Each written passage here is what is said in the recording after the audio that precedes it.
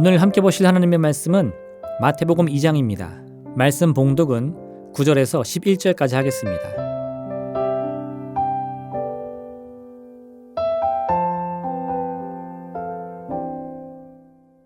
박사들이 왕의 말을 듣고 갈새 동방에서 보던 그 별이 문득 앞서 인도하여 가다가 악이 있는 곳 위에 머물러 서 있는지라. 그들이 별을 보고 매우 크게 기뻐하더라. 집에 들어가 아기와 그의 어머니 마리아가 함께 있는 것을 보고 엎드려 아기께 경배하고 보배합을 열어 황금과 유향과 몰약을 예물로 드리니라. 아멘.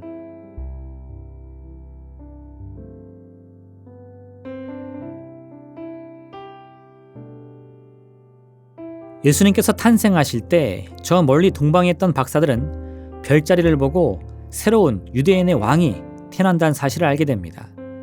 그들은 왕의 탄생을 축하하기 위해서 예물을 가지고 예루살렘으로 가 당시 유대 민족의 분봉왕이었던 헤롯을 만났습니다. 헤롯은 그들을 잘 대접해 주었습니다. 또한 서기관들을 모아서 그리스도의 탄생지가 어디인지를 물었습니다. 서기관들은 구약의 말씀을 근거로 하여 만약 이 땅에 메시아가 태어난다면 그 장소는 베들레헴일 것이라고 대답합니다. 박사들은 베들레헴으로 가서 별의 인도에 따라 마리아와 아기 예수를 만납니다. 그런데 이때 헤롯은 다른 꿍꿍이가 있었습니다. 헤롯은 사실 유대인의 왕으로 태어난다는 그 소식을 달가워하지 않았습니다. 그는 이를 자신에 대한 위협으로 느꼈던 것입니다. 헤롯은 하나님의 독생자가 이 땅에 오시는 진짜 목적과 그 의미가 무엇인지 온전히 깨닫지 못했던 것입니다. 헤롯은 이 위협을 제거하기 위하여 베들레헴으로 군사를 보내 동방의 박사들이 말한 그 이야기를 토대로 하여 2살부터 그 아래 모든 산의 아이들을 다 죽이는 만행을 저지릅니다. 요셉은 하나님의 사자를 통해 이 사실을 미리 전해 듣고 급히 애굽으로 피하여 위기를 벗어났습니다. 성경은 이를 통해서 애굽으로부터 내 아들을 불러냈다는 호세아 11장 1절의 말씀이 성취되었다고 설명합니다. 헤롯 왕이 죽고 난 후에 요셉은 다시 유대 땅으로 돌아갔는데 이때 요셉이 선택한 새로운 정착지는 바로 갈릴리 지역의 나사렛이었습니다.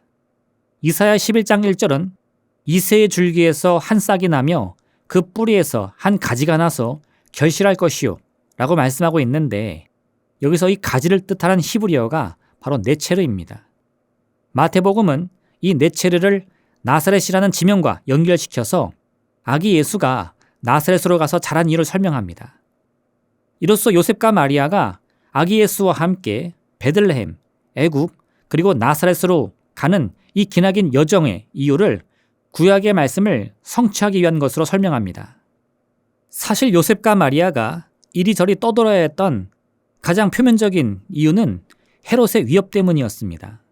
그런데 성경은 헤롯의 위협을 피해 애굽으로 떠났다가 다시 나사렛으로 돌아온 요셉의 여정이 결국은 하나님의 말씀을 이루는 과정이었다고 설명합니다. 예수님의 탄생 과정을 눈으로 살펴보면 문제와 위험투성이었습니다. 세상은 예수님의 탄생을 반기지 않았고 오히려 아기 예수를 죽이려고 했습니다. 요셉과 마리아는 하나님의 사자를 통해서 소식을 전해 듣고 급히 몸을 피해서 이리저리 도망을 쳐야 했습니다. 누군가 이런 모습을 보았다면 그는 예수님의 탄생이 수많은 위기와 문제로 가득한 고난의 여정이었다고 생각할 것입니다. 하지만 성경은 그런 요셉과 마리아의 상황이 사실은 그들 자신도 모르는 사이에 구약의 말씀들을 하나하나 이루어가는 약속의 성취 그 과정이었음을 설명하고 있습니다. 이런 예수님 탄생의 과정은 우리의 삶과도 닮아 있습니다. 우리의 인생은 늘 여러 문제와 어려움으로 가득합니다. 우리가 아무리 선의를 가지고 말하고 행동한다 하더라도 어떤 이들은 그저 우리의 아픔과 고통을 보기 위해서 악을 행하기도 합니다. 그런 상황을 겪을 때마다 우리는 뭔가 억울하고 서럽기까지 합니다. 하나님께서는 어째서 하나님의 뜻을 따르는 우리를 돌봐주시지 않는가? 어째서 악을 행하는 저들을 가만히 지켜만 보고 계시는가? 하면서 말입니다. 오늘 본문의 말씀은 우리가 생각하듯이 하나님께서 선한 자를 지켜주지 않으시고 악한 자의 악을 막지 않으시기 때문이 아니라고 말합니다. 오히려 그런 여러 고난과 문제와 고통과 슬픔의 그 과정을 통해서 우리가 포기하지 않고 끝까지 인내하여 견디기만 한다면 우리의 인생은 그 자체로 하나님의 뜻을 이루는 성취의 과정이 될 것이라고 말씀하고 있는 것입니다. 하나님의 뜻을 이룬다는 것은 문자 그대로 뭔가 대단하거나 장엄한 일들을 이루는 과정이 아닙니다. 하나님의 역사는 우리 한 사람 한 사람의 작은 정성과 의지와 결단을 통해서 하나님이 이루시는 기적의 역사인 것입니다. 요셉과 마리아가 먼 길을 떠난 이유는 헤롯의 위협을 피하기 위해서였습니다. 그런데 그들의 이런 선택은 결국 하나님께서 구약의 여러 선지자들을 통해서 주신 말씀들을 하나하나 이루어가는 성취가 됩니다. 우리도 마찬가지입니다. 지금 당장은 고난을 견디기 위해서 또는 슬픔을 극복하기 위해서 그저 참아내고 인내하며 견디는 것뿐이라 할지 모르겠지만 그러한 우리의 선택과 결단은 종국에 하나님의 약속을 성취하는 일이 되는 것입니다. 고난이 찾아왔을 때 우리에게 필요한 것이 바로 이러한 믿음입니다. 내 삶 전체가 하나님의 섭리 안에 있다는 확신인 것입니다. 그러한 확신을 가진 사람은 반복되는 문제 앞에서도 낙심하거나 원망하는 것이 아니라 이를 하나님께서 일러주시는 새로운 방향이라고 여기는 것입니다. 그 방향이 비록 내 기대와 바람과는 다를 수 있겠지만 내 삶을 인도하시는 분은 하나님이시니 내 뜻과 방향을 바꾸는 것 역시 하나님의 뜻을 이루기 위한 하나의 과정인 것을 인정할 수 있는 것입니다.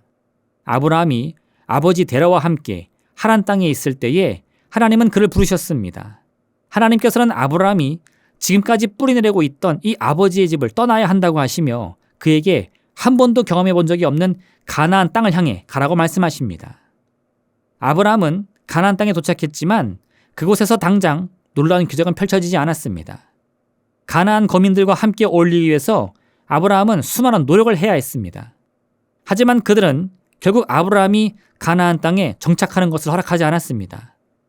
아브라함은 아내 사라가 죽었을 때 그녀를 장사 지내기 위해서 막벨라굴을 구입한 것이 그가 할 수 있는 전부였습니다. 그 외에 아브라함은 결코 가나안의 다른 땅들을 조금도 손에 놓지 못했습니다. 하지만 이런 아브라함의 삶은 그 자체로 실패로 끝난 것이 아니라 아브라함과 이삭과 야곱과 요셉을 통해서 하나님의 백성을 세우시겠다는 하나님의 뜻에 점점 가까이 가는 성취의 과정이었습니다. 우리의 삶의 가치는 그저 눈에 보이는 것으로만 판단해서는 안 됩니다. 오히려 우리의 삶을 주관하시는 하나님의 뜻과 섭리 안에서 그 의미를 발견하기 위한 노력을 해야 하는 것입니다. 이를 통해 우리는 우리의 삶과 인생이 얼마나 소중하며 가치 있는 것인지를 새롭게 발견할 수 있게 되는 것입니다. 이러한 새로운 의미는 곧 우리 인생을 위한 소망과 새로운 힘이 되어서 더 큰 문제와 위기에도 능히 극복할 수 있는 거대한 능력이 되어주는 것입니다. 오늘 말씀 묵상을 통해서 우리 각자에게 주신 하나님의 뜻과 섭리를 발견한 여러분 되시기를 바랍니다. 이를 통해서 여러 문제와 고난의 상황조차도 하나님의 선으로 바꾸시는 그 놀라운 기적과 섭리를 깨닫는 귀하고 복된 날 되시기를 부탁드립니다. 기도하겠습니다. 사랑의 하나님 아버지, 우리가 누구이며 우리의 운명이 어디로 와서 어디로 가는 인생인 것인가를 오직 하나님의 섭리 안에서 발견하게 인도하여 주옵소서. 비록 세상에서 바라볼 수 있는 이 인생의 흐름이라는 것이 문제와 어려움 투성이라 할지라도 이를 통해 하나님의 선을 이루시는 그 기적의 손길을 믿음으로 바라보게 도와주옵소서. 이와 같은 믿음을 통하여서 오늘 하루도 오직 하나님께로부터 새 힘을 얻고 새로운 소망을 얻는 복된 시간 되게 허락하여 주옵소서. 예수님의 이름으로 기도합니다. 아멘. 하늘에 계신 우리 아버지, 아버지의 이름을 거룩하게 하시며 아버지의 나라가 오게 하시며 아버지의 뜻이 하늘에서와 같이 땅에서도 이루어지게 하소서. 오늘 우리에게 일용할 양식을 주시고 우리가 우리에게 잘못한 사람을 용서하여 준 것 같이 우리 죄를 용서하여 주시고 우리를 시험에 빠지지 않게 하시고 악에서 구하소서. 나라와 권능과 영광이 영원히 아버지의 것입니다. 아멘.